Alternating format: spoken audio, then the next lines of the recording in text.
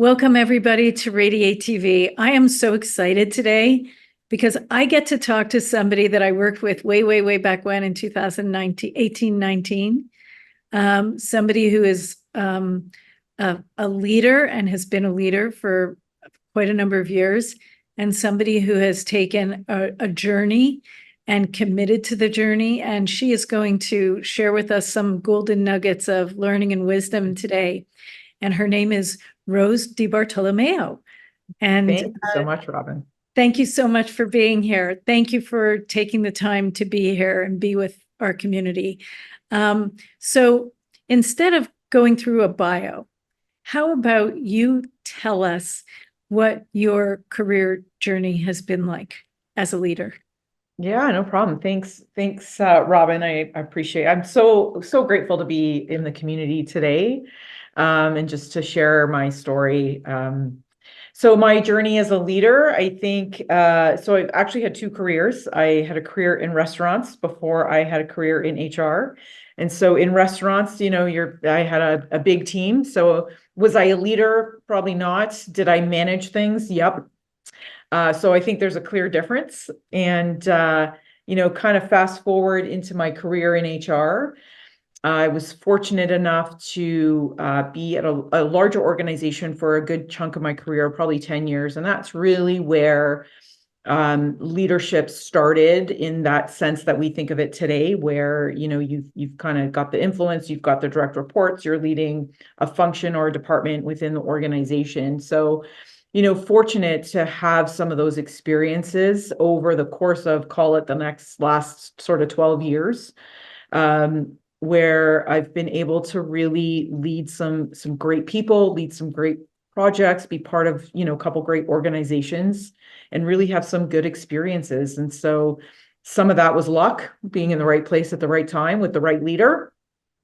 Other parts were a lot of hard work to make sure that I had those opportunities. So I'm happy that it's sort of a blend of both, right? You typically don't get one without the other, but part of it is luck. I had a great leader who opened up a lot of doors for me, and I sort of ran through with my little running shoes and off I went. So.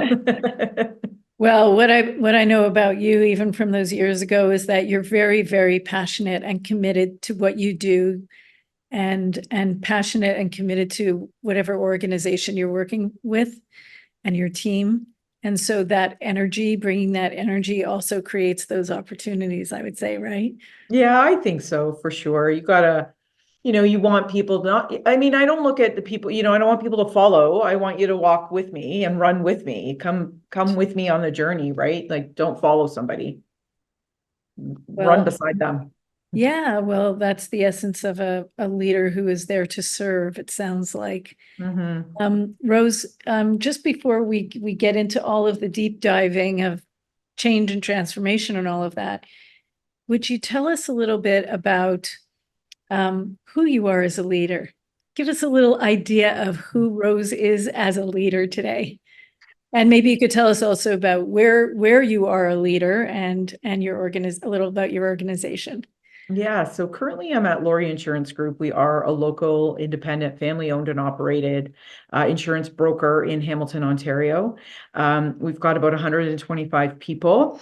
And what I love about Lawrie Insurance Group is, the real alignment with my values, right? We really have that philosophy of, we live our values every day. We have 5, we live by them every day.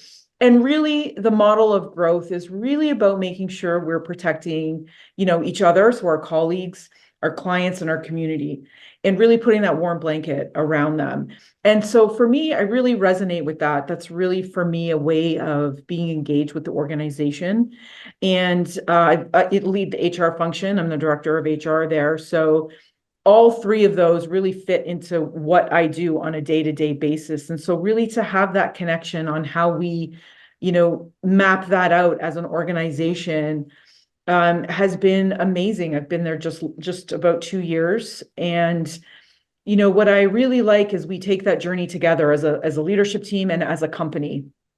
And I've really been able to hone in on the employee engagement piece, what I love too about the organization is, my passion is putting the right people in the right place at the right time to help an organization be successful. And the way you do that is you have those conversations with people every day. And you can only make change one person, one day at a time. And we really think about that. So I've been lucky that I've been able to land where I've landed, because it really allowed me to be that authentic leader. And so I would say when I think about what kind of leader I am, I like to be that authentic person where, I think it's more just about, let's have a conversation, let's build a path, and let's get you wherever you want to go, whatever that looks like. That some of that happens today, some happens tomorrow, some's going to happen down the road. So It sounds like there's such an alignment between you and your organization right now. I wonder if you notice that enthusiasm that you have. definitely, I think I think back to the interview process when I was looking for work. I had Lawrie Insurance, and I had a couple other opportunities on the go, and I was just having this conversation with somebody the other day. I remember meeting the president and CEO who I report to, and I remember walking away thinking, everyone else has to compare to this person, and like, good luck. Wow. And so, excuse me, I've just been so grateful that that opportunity came up. Like I said, some of it's luck, some of it is I walked through the door, with my little running shoes, and kind of we aligned, right? So the vision aligns, and that's been great. So it wasn't always like this for you. Is that fair to say? You Yeah. weren't always in an organization that aligned? I was so fortunate in my last organization. I had a number of amazing peak experiences, that got me where I wanted to be from a leader perspective, and both from a team perspective and just company leader overall. And I was fortunate that, well, how we got to work together. Maybe, I look back at that time, it wasn't necessarily the best time in the organization. But I think, Robin, if you and I had worked together at the time of those peak experiences, I don't know I'd be at Rose 2.0. Share Yeah, share with absolutely. us what that was about. Yeah, so like I said, peak experiences. So I was so fortunate. I reported to somebody who saw a lot of great potential in me and really had a lot of faith and trust in me to be a different kind of leader outside of that sort of traditional HR model. And so really partnered and provided opportunity for me to lead a couple of very key initiatives, key components of some grand initiatives in the organization I was in. We were going through a lot of transformation, very complicated transformation. And so I was so fortunate. And I was saying earlier, it kind of put me on the map, where I really excelled at the work I was doing. I was engaged in the work. I did it well. I was collaborating with people, and I had another group of people around me. We were all collaborating well together because we were so engaged in how we were transforming the business. All good things come to an end. So those peak experiences, they all came at the same time and they ended at the same time. And so, things sort of normal off where your regular day to day comes together, and you don't have those big chunky things in the background that sort of are the things you get to do. You're in the sort of Right. space of, I have to do all this stuff all day, every day. And so, I think on the other side, it just I wasn't clicking with where I was going in my journey, both in HR and as a leader. And things were changing, and, we had an opportunity to work together on where I wanted to be as a leader. And we really focused in, really got to a couple of key things that we could hone in on that were my guideposts, right? Integrity. We talked about integrity being one of them. And that's sort of the guidepost that I think about every day. And Wow. that got me to Rose 2.0, where if I'm not acting with integrity, I don't know how I inspire people. They both go with each other. And I don't know I would have got there if you and I coaching had happened during the peak experiences, because I was at my peak. Right. There wasn't a gap of any kind. You were like, you were in Yeah. the zone. So you weren't thinking like I could do more or whatever. Yeah, I was doing more already. So when that stuff Right. ended, that's when I was really able to put in the work and really dig deep into what was important to me, both as a person, as an HR professional, and as a leader. Wow. And I wouldn't have done that without I wouldn't have done that without the work we did, for sure. Well, that makes me feel really good. And like, it was just a total honor and pleasure to work with you. And you were so completely committed to the process. And, it's a partnership.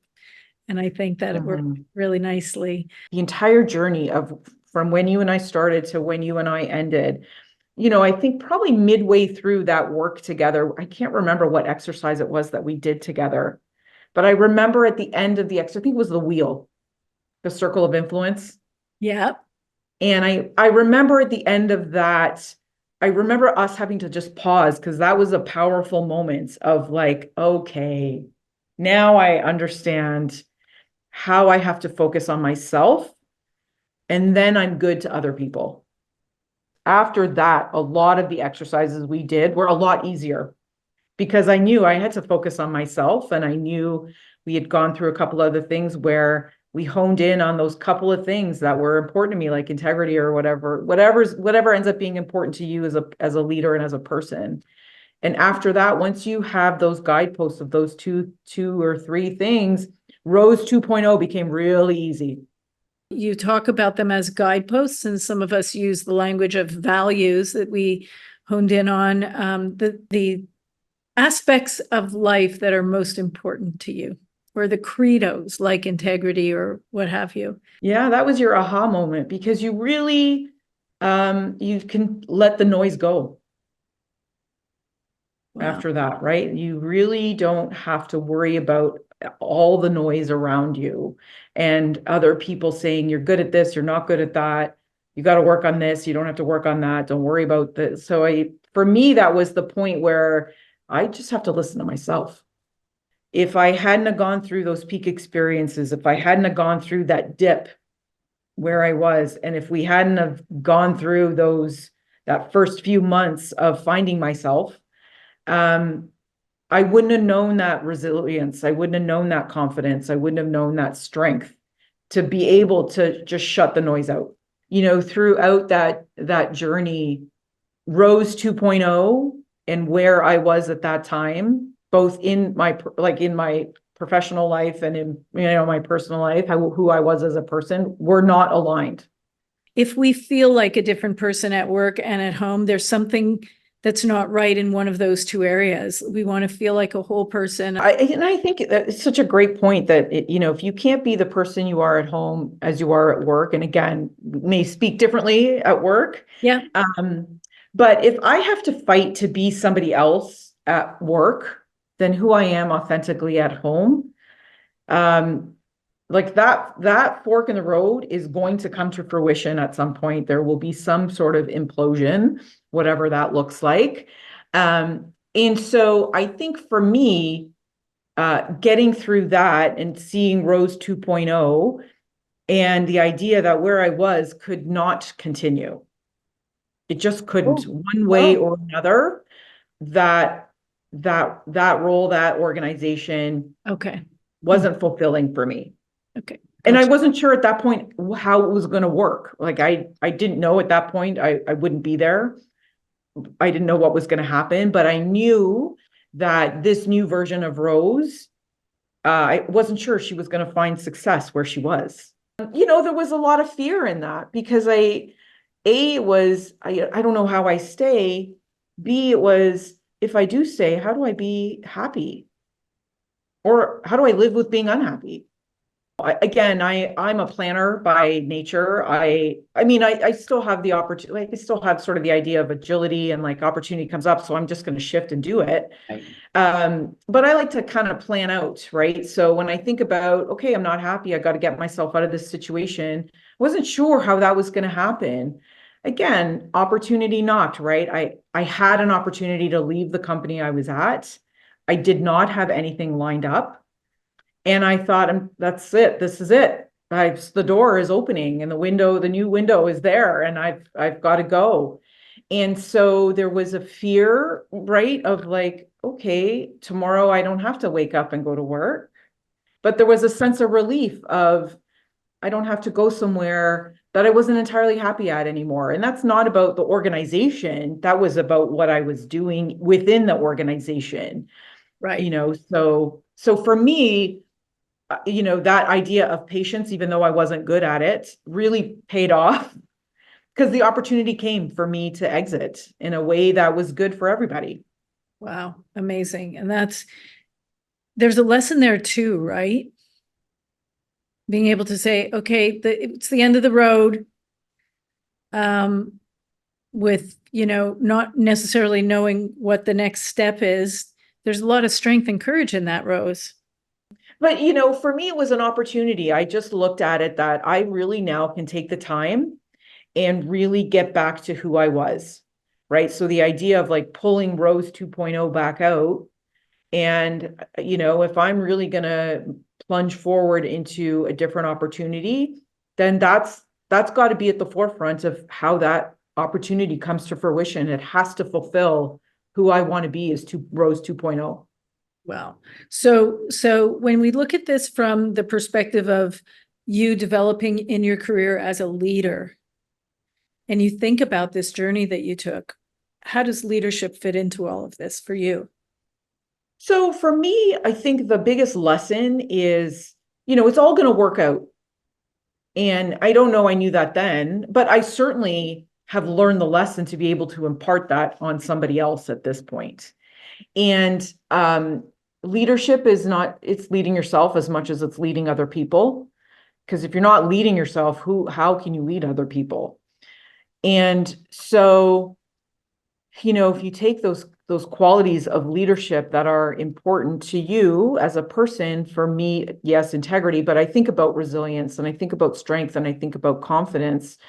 All those things had to come to fruition, during that whole time, and they come to fruition now, I think, in a way they couldn't have come to fruition before. I think they're more present. I think people see them more now, because I can be that authentic person.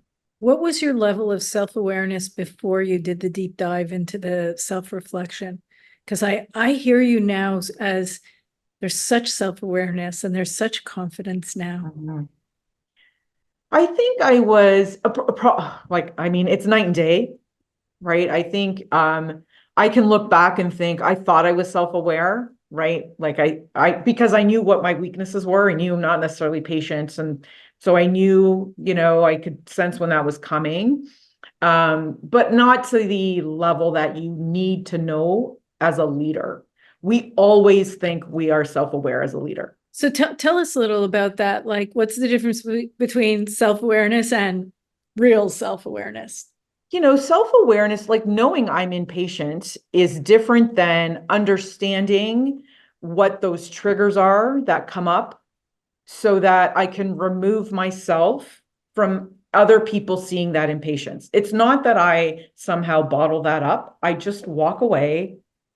I get that out of my system and then I go back. And so that's the difference of self-awareness for me, is understanding what's those triggers that's bringing up that quality.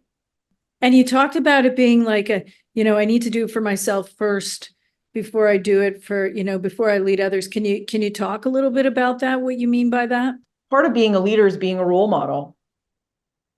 And if you don't want to be a role model, then don't be a leader, whether you have direct reports or not. But once you sort of assume the title of leader, somehow you have influence. And so, for me, if I can't be that role model, then I'm not leading myself. If I cannot think about how I am putting my foot forward in the organization, I'm walking down the hall, I'm having a coffee, I'm in the lunchroom, whatever it is, and I'm not thinking about how I'm my authentic self.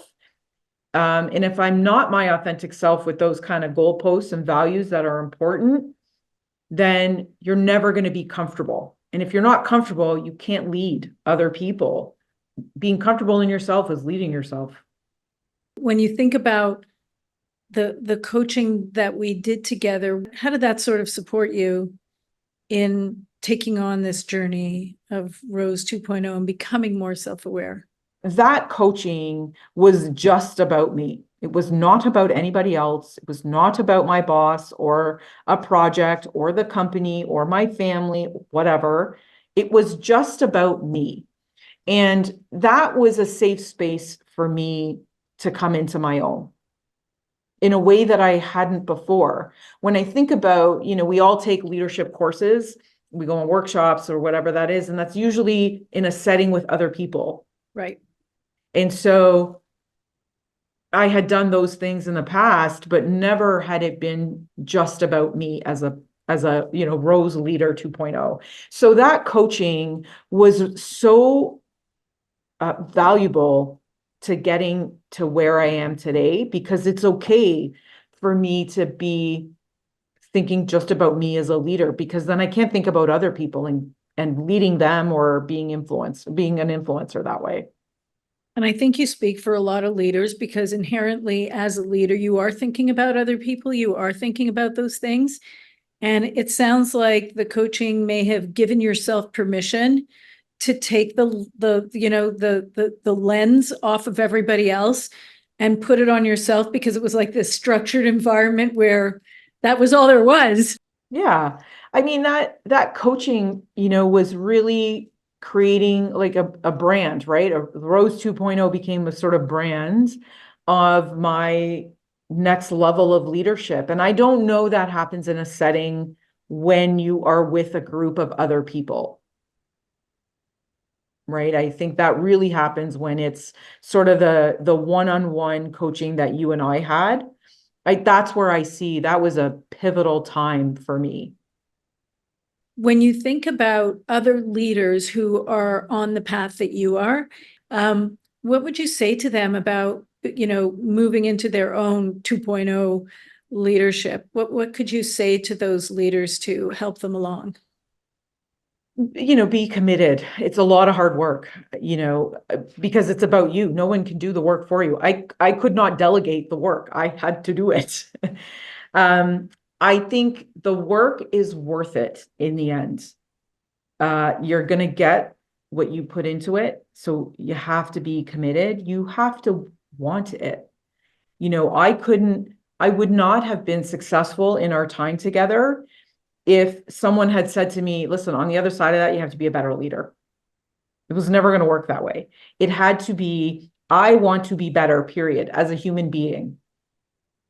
And that's, for me, if I could impart something for other people, is that's what you have to want out of it, is that you're doing it for you. In the outside of that, it will be good for other people. You will be doing it for other people as well.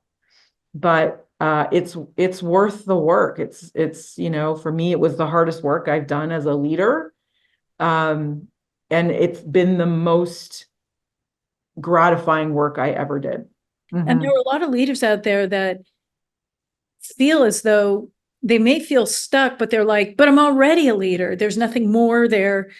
Can you speak a bit to how you see that when, if it's even a senior level leader, what it could do for them to actually take the time to do more reflective work? What would be the benefit of that? As a senior leadership's a journey, right? It's always a journey, and you're never done learning how to lead yourself and other people differently. I think for me, one of the great things that came out of the coaching was the ability to change the narrative and conversation that I'm having with other people. So on one sense, I was already a leader, and I was leading a department, I'm leading goals, I've got a budget like everybody else. So conversations I'm having are about those. What's going on in your goals as a leader? I got to remove the obstacles. So tell me what your obstacles are. And, you're sort of running around like a chicken without a head, sort of trying to figure it all out. But what this coaching allowed me to do was think about that other side of that person and try to bring those worlds together. I know we've got goals as a department, but what else can we bring into the mix so it doesn't feel so clinical, I think. And it feels like a more human relationship, which is interesting coming from HR, because, you're sort of taught sometimes at a corporate level, don't get to know the person too much or anything like that. So But for me, it really, really helped me be a better leader in terms of focus for myself. So yes, I've got all these goals and I'm managing a team. But how do I bring in those qualities that are important to me, like integrity? How do I make sure we're executing those goals with integrity? And that changes the conversation of how I'm having those conversations with other people.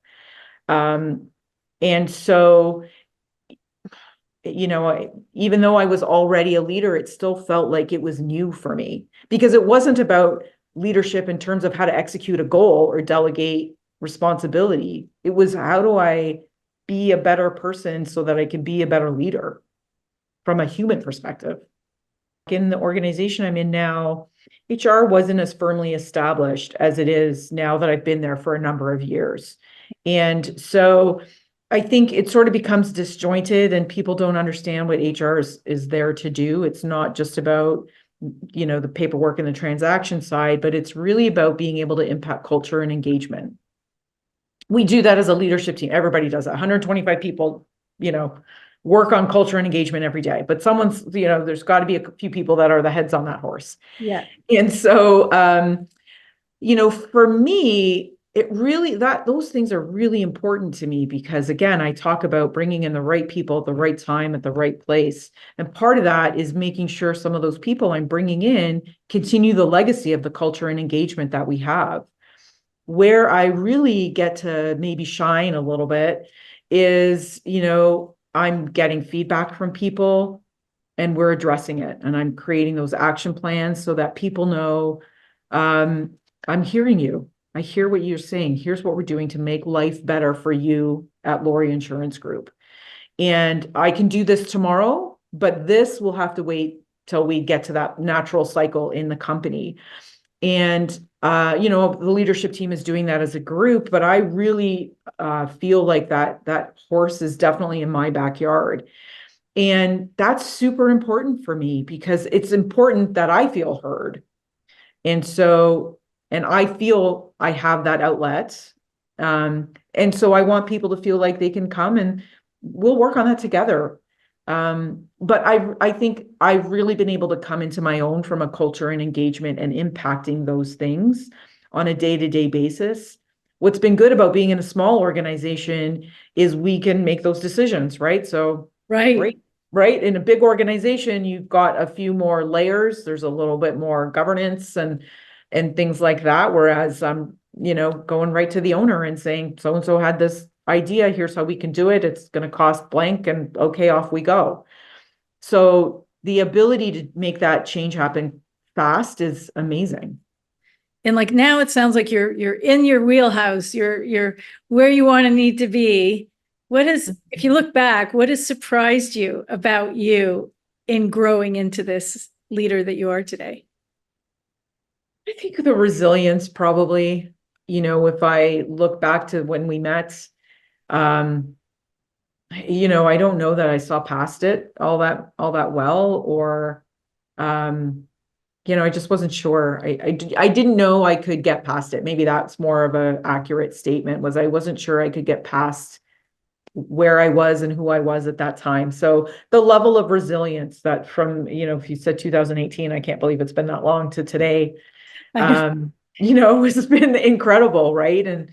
And I think, just as you come into your own, right? I think, like I said before, I just got rid of all the noise. So the other stuff just didn't matter, right? Like I'm just going to enjoy life now.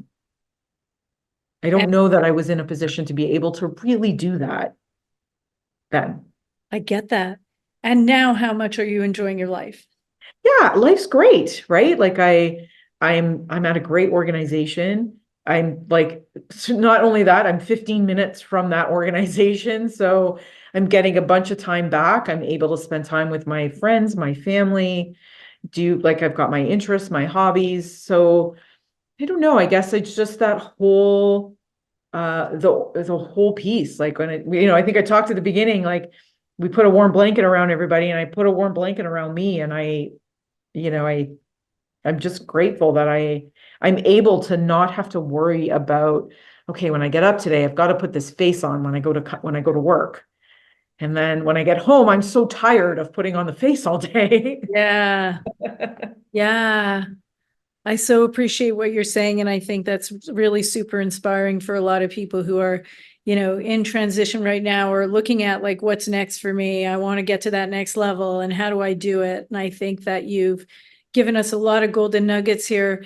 Is there anything else that you'd like to say, to the people in the community who are all leaders and they're all, leaders in their own right, different types of organizations. Some are founders and some are leaders in, large organizations. What other words of wisdom, if any, would you have for those leaders who are on the trajectory? They are moving along and growing. That opportunity with you came up at a time when it was supposed to come up. That was the time I was supposed to sort of grab the brass ring and get to my next level of leadership. And that next level of leadership isn't about being at a different title or a promotion. It's being at a different level personally as a leader. Person. I'm so inspired by that. What I learned about you, Rose, early on and what you're showing today is how resilient you are, but there's a positivity about you and like a hopefulness and an optimism that is so palpable. Don't let this particular place that you're in right now get you down. You know that there's something else out there. That's the message that I'm also receiving from you today, is that it's not over. There's more. And go ahead and take it in whatever way you take it. And that's so inspiring to me. Yeah. And it doesn't mean that, because I'm happy now, doesn't mean that there isn't something even better on the horizon. And I love that too. You want to say more about that? Yeah, no, the growth doesn't happen just when you're in the valley. That's right, for sure. It's that the growth is never ending. I say that as a coach all the time. I say, okay, I'm a coach, but I'm still growing. Yeah. I hear you saying you're still growing. We're all growing, and there's always something around the corner, and we don't know what. Yeah, absolutely. I'm super, super grateful for you sharing these, first of all, sharing of yourself, sharing the story, letting us in on who you are as a person, and, sharing the wins and all the milestones that you've had. And, way back then, it really was an honor to be your coach and work with you like that. And I'm super grateful for the opportunity as well. Well, I so enjoyed our conversation today, Robin. Thank you for the opportunity. I'm so grateful. I'm so grateful that you came into my life. I'm so, so grateful. I really am. I feel the total same.